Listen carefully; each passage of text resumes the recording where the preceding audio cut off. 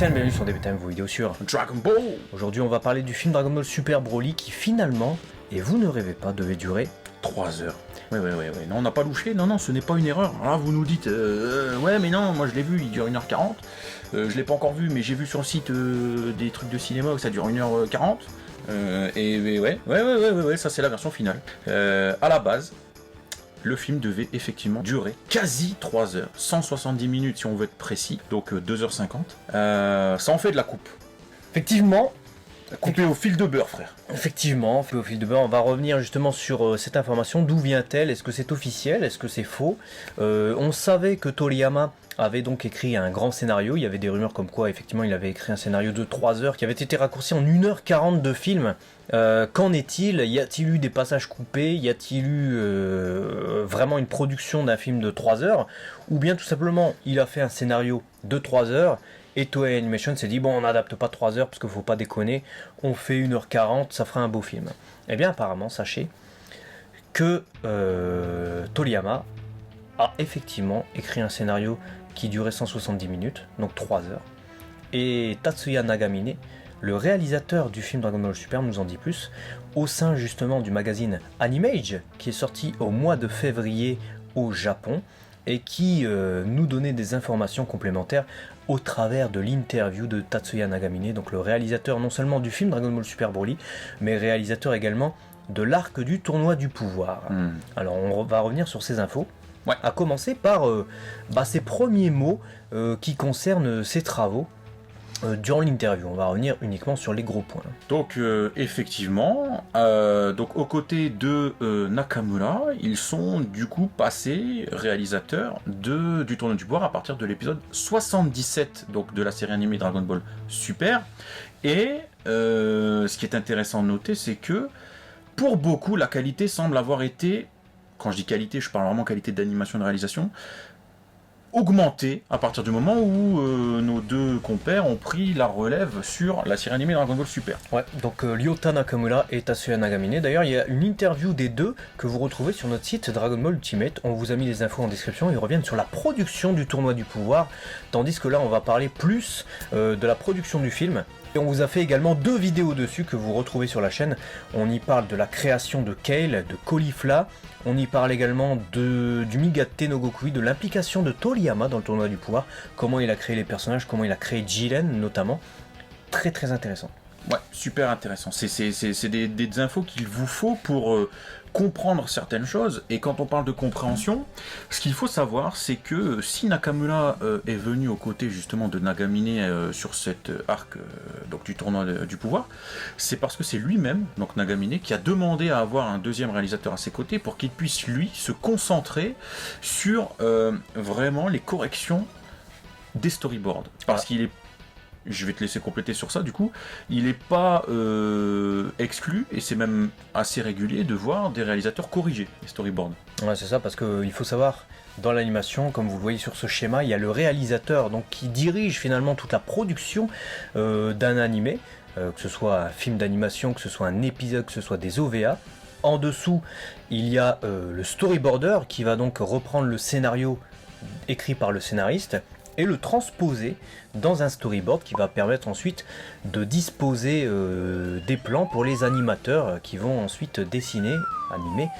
Il y a les animateurs clés et les animateurs intervallistes. En premier lieu, il y a le réalisateur et en second lieu, le storyboarder, peut-être soit un storyboarder qui fait vraiment que ça, soit c'est carrément le réalisateur. Il n'est pas rare que le réalisateur se charge lui-même du storyboard. Ça arrive fréquemment.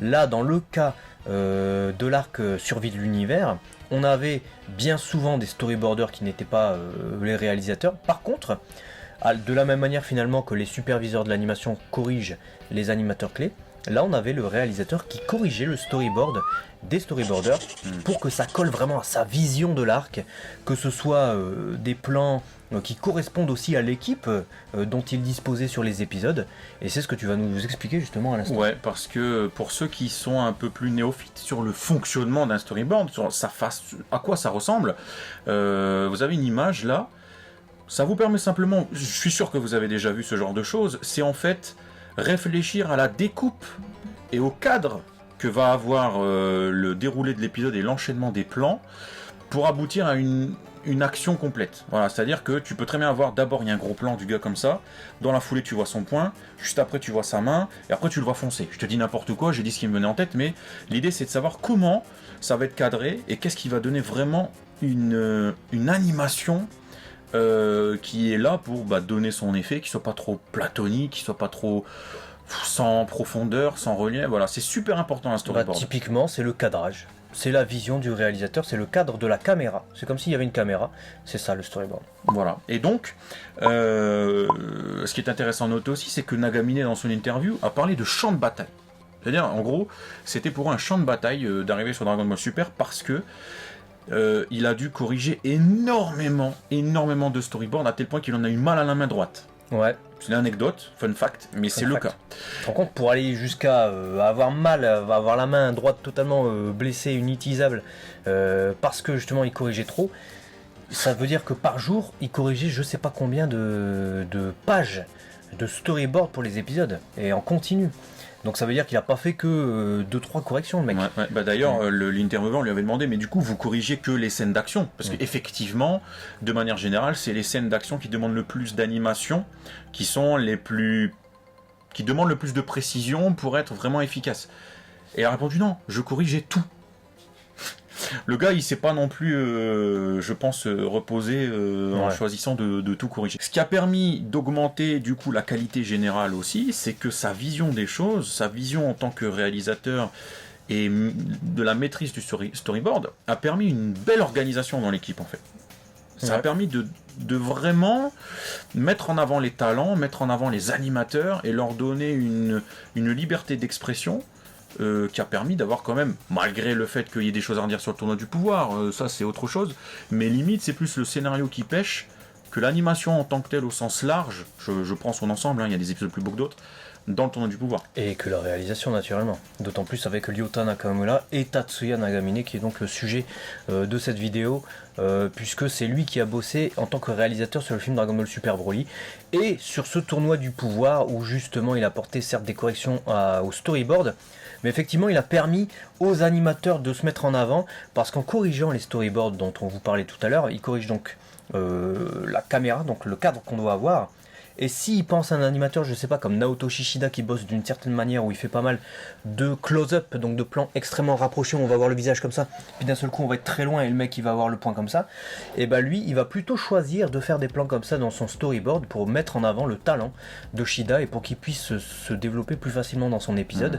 Il a pu le faire avec bien d'autres animateurs en tout cas. Donc vous comprenez l'importance du coup d'un réalisateur et sa très grande adaptabilité au style de chacun et du coup créer une vraie homogénéité finale. C'est pourquoi il a été appelé, je dis il, Nagamine, pour être réalisateur du coup du film Dragon Ball Super Broly.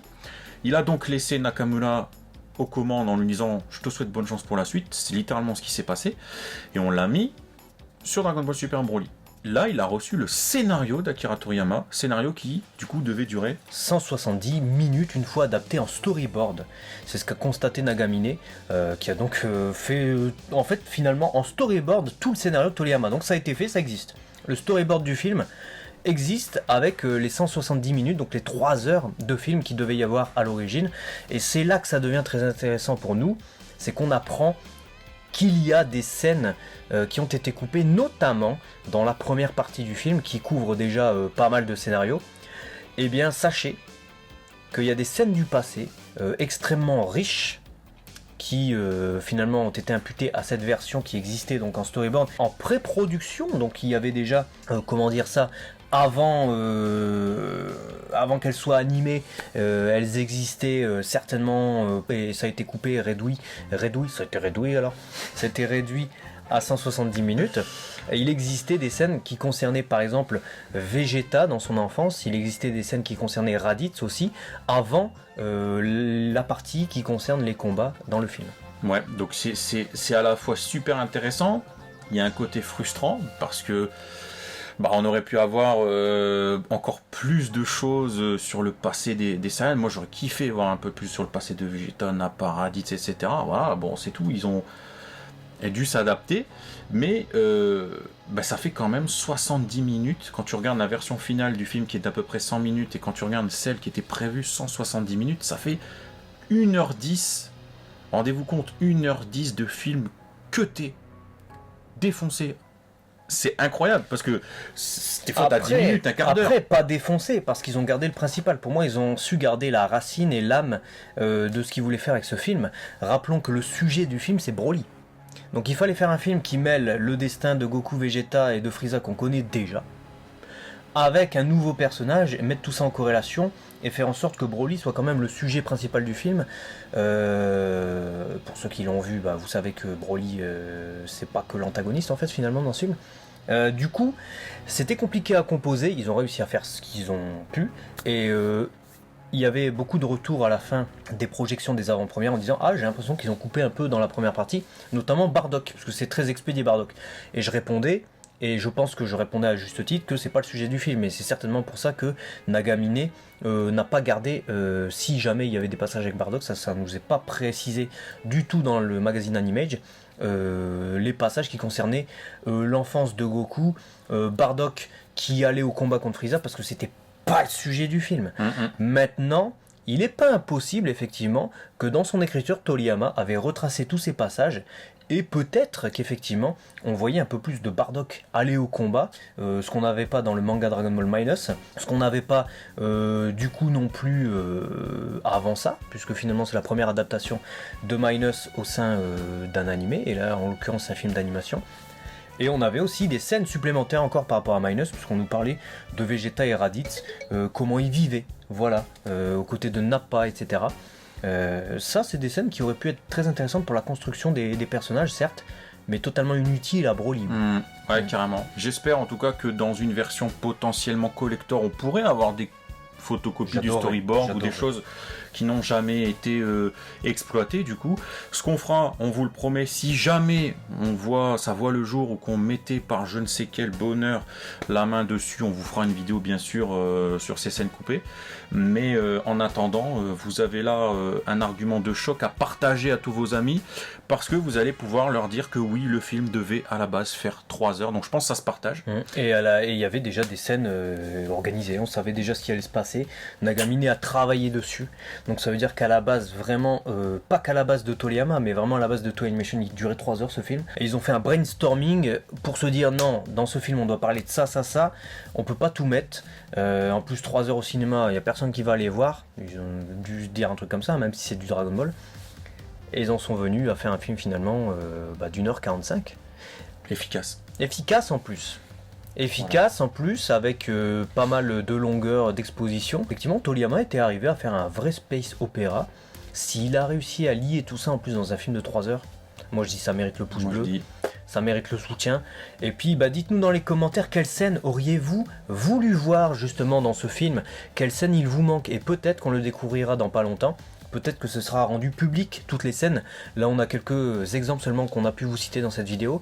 Mais il n'est pas impossible effectivement qu'on ait des scènes qui concernent Bardock, qui concernent Guinée. Il n'est pas impossible qu'on ait des scènes... Imaginez, à la base Toriyama avait mis Tarbol, on le voyait sur sa planète bébé arriver.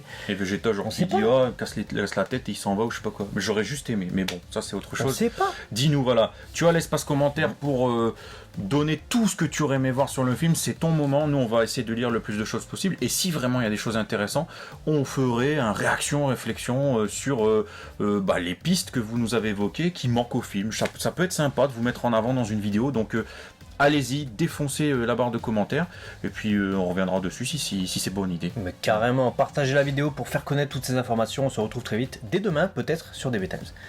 Maintenant, ciao.